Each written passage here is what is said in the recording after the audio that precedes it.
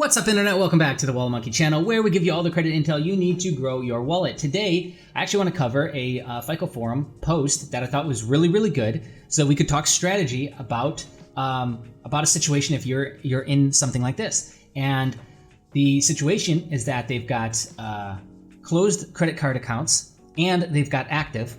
They're at about 90%. It turned out to 103% utilization on their accounts. And they got a bonus. They got a $3,500 bonus. What do you do with that? So that's the playing field. That's the scenario, right? You've got a $13K card that is closed, and you still you got a payment plan worked out on that, and you've got active cards with 103% utilization. What do you pay down first? Like, you got this $3,500 balance. What do you pay down? Okay, so that's the scenario. The comments were actually really good on this too, which just shows you the quality of these forums. And FICO forums are one of my favorite places to go. And so I was perusing this naturally, as I do on the weekends, and I found this gem. So you would want to focus on the highest interest cards first. And if you could simultaneously pay off a card completely with that, then that would be where you want to focus. So regardless of the closed accounts, open accounts, it's about who has the highest interest. So that's really the main metric that you want to look at, and the variable in which you want to use to make the decision on who gets the most money. I mean, ideally, because in this situation, you'd have people doing all kinds of strategies. They'd tell you to, go pay the closed one, pay the open ones, pay a little bit across all of them, right? Those would all be common strategies that we'd hear. But you have to take into consideration how much you're paying out every month in interest. So if you needed to sit down and break down those numbers of what the actual interest that you're paying every single month was, forget credit scores. Your credit score is already in the dumps. Just let that, set that off to the side for now. And all we need to really focus on is what to do first, right? And so, with this one, I think that's what he ended up doing, is he ended up paying down the highest interest cards, and I think he was able to pay one off, and then put a dent on the other ones that were open, right? So that brings the utilization down. He brought it down from 103%, I think, to 84%. So then he's getting another bonus soon, another $1,500 bonus. So what if you're in a similar situation, right? You found yourself getting a $3,500 bonus and then maybe another couple $1,000s. Well, what would you do again? You would continue literally the same plan. You'd continue the same plan. And so don't expect that, because you're still paying out the same amount every month, because you got your payment plan with the card that's already closed, right? And so that's not going to change. It's not going to go away. So you just continue to chip away with these bonuses. And it sucks, and it can be disheartening if you're in a position to where, what if the entire $5,000 or $10,000 or whatever your bonus was didn't even bring a single card down to zero? That would be insanely disheartening, which is why I think it makes it so easy for people to just keep digging themselves into a hole.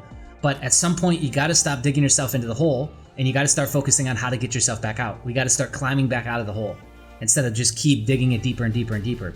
The worst thing you could do with that money is go take it and put it into something that is not gonna, save you money. So unless you can beat out what would a high interest card be? 26, 28%, 29%, right?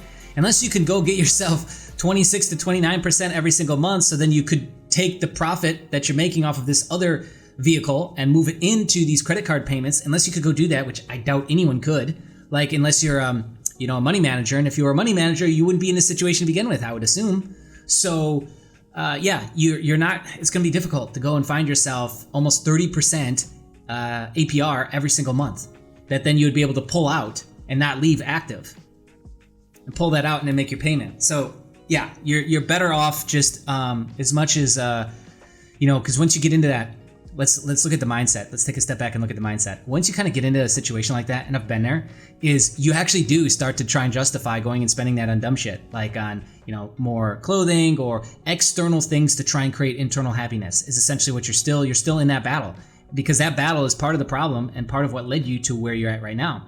And it was for me anyways, and I really don't think it's that different for everybody else. And so you start to try and justify maybe I should go, get some escapism and get a new game console, or get some new clothes, or get some new this, get some new that, go fix my car. You, at some point, like I said, you have to really take stock of where you're at and jot all this down and take inventory of everything that you got going across your life right now, and then start to weigh out and measure like what needs to be tackled first. And I would argue that you got a bum car, you got all these other issues going on, like, I don't know, man, almost 30% a month, 26 to 30% APR, like that needs to be handled now, because there's not a whole lot of other things that stack up like that, right? So anyway, that I just thought would be really, really valuable to kind of walk through a live scenario, right? And this is the conversation I'd have if this was somebody that I was trying to help. But yeah, I mean, highest interest cards first, and then just continue to, chop away at that. And I don't know, you got to find just some new connection of and some new thing to get excited about within that now you're starting to chip away at this, right? And so you can start to see progress, you can start to see some momentum. You probably won't see much of a change in your credit score. Going from 100% utilization to 84%, I don't know, what would that be? Like maybe a 5-point tick on that, maybe. Maybe no change at all, depending on what FICO model you're looking at, because it's already dumped so far. But yeah, I mean, you are moving forward, right? And so definitely can start to feel good and build back some like self-esteem in that sense, because we're chopping away at our commitments, right? So anyways, I'd love to hear your thoughts on this though. Comment below and hit the like button if you want to get this video in front of more people. And if you're brand new here and you like this sort of thing, hit the subscribe button, bell notification, turn it to all. Be on the lookout, more videos coming soon.